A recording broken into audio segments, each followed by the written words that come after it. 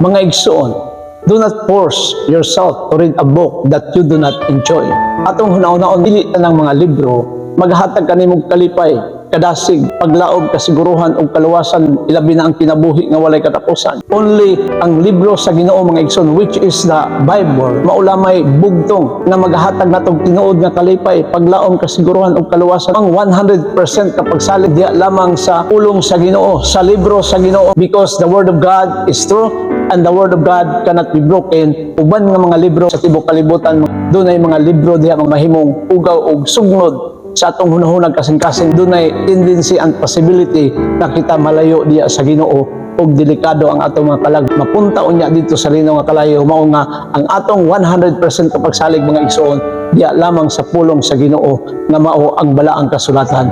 God bless, to God be all the glory.